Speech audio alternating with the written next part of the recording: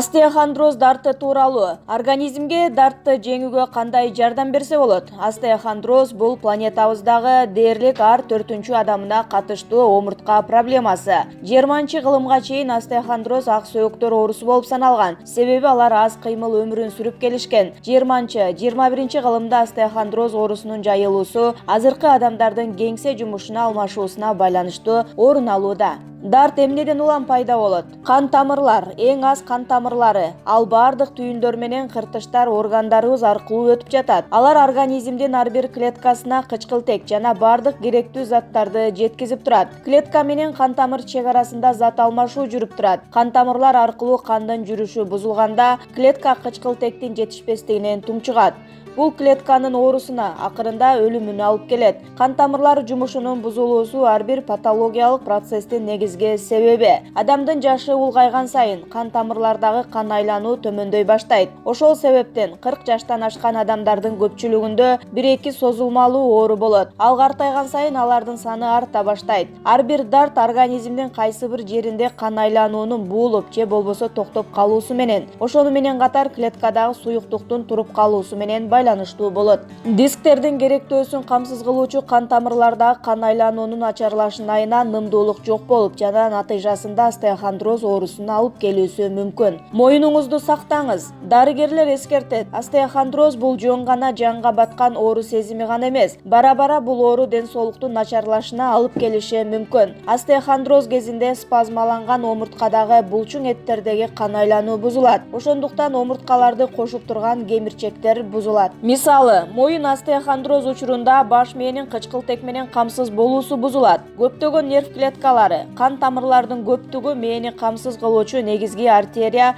ушунун бардыгы адамдын моюнун жандуу жерине айландырат. Моюн бөлүгүнүн остеохондроз маалында адамдын ар дайым баш оорусу мүмкүн. Ошондой эле кийин колго өтүүчү моюн бөлүгү ооруйт. Моюн менен колдун алсыздануусу, көздүн караңгылашы, кан басымдын көтөрүлүшү же төмөндөшү, ушунун бардыгы остеохондроз менен ооруган адамдардын организминде кездешүүчү кубулуштар. Артериянын узак убакыт кысылып туруусу, инсульт пайда болуусунун башкы себептеринин бирине айлануусу мүмкүн. Өзүңүзгө өзүңүз жардам бериңиз. Моюн бөлүгүндөгү остеохондрозду кантип дарылоого болот же болбосо дартты оорубагандай кылып эң аз ченемге чейин кантип түшүрсө болот? Дарылоо үчүн дененин машыктырууну туруктуу алектенүү аркылуу адам өзүнүн булчуң эттерин катыра алат жана омурткага түшкөн салмак азаят. Денени чыныктыруу тартиби ар бир адамга өз-өзүнчө даярдалат. Остеохондроз учурунда спазмаланган омуртканын жанындагы булчуң эттерде кан айлануунун бузулушунан улам омурткаларды кошуп турчу кемирчектер керектөөсү бузулат.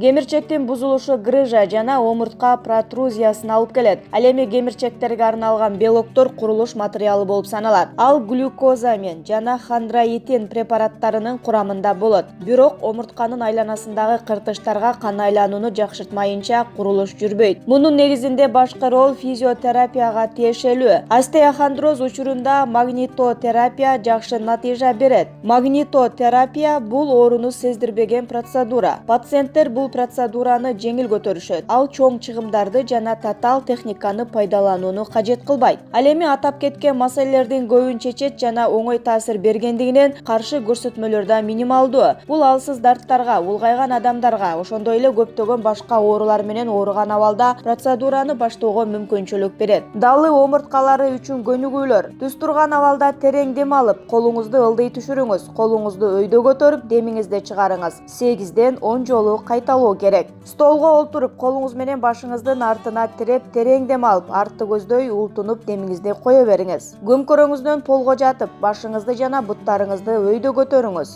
Бел омурткасына көнүгүүлөр. Белиңизди таянып түз туруңуз. Ошол эле абалда оңго, солго, артка, алдыга ийилип, ар бирин 10 жолу аткарыңыз. Тизелеп туруп, колуңузду болгон күчүңүз менен полго тартыңыз. Кайра туруңуз. 10-15 жолу кайталаңыз. Капталыңыз менен жатып, бутуңузду төшүңүзгө чейин бүгүңүз. 8-10 жолу кайталаңыз. Желкедеги туздан арылыңыз. Желкедеги уюп калган туздарды омуртканын моюндагы остеохондрозу дешет. Моюн омурткалары организмдин маанилүү органы болгондуктан, анын ишинин бузулушу организмди катуу жабыркатат. Моюн кан тамырлардын жана нервдин эң маанилүү жери. Ал жактан моюн, бет, баш сөөктөрдүн тыкандары тамактанат. Эгер моюндагы туздар көбөйүп кетсе, баш оору, булчуңдардын алсыз болушу, тез чарчоо пайда болот. Андан сырткары сары туз көбөйүп олтуруп, моюндун арты дөмпөйүп, келбеттин бузулушуна алып келет. Туздан арылуу үчүн картошка, бал, пахта майы керектелет. Моюнга компресс коесуз. Ал үчүн картошканы кыргычтан өткөрүп, бал менен аралаштырасыз. Картошка канча көлөмдө болсо, бал да ошондой көлөмдө болуусу шарт. Даяр болгон аралашманы туз уяган жерге 2 саатка байлап коесуз. 2 саат өткөн соң байланганды чечип, компрессти алып, таза чүпүрөк менен арчыйсыз дагы пахта майын сүйкөп коесуз. Мындай процедураны 7-10 жолу жасагандан кийин желкеңиздеги дөмпөйгөн туздар кетет.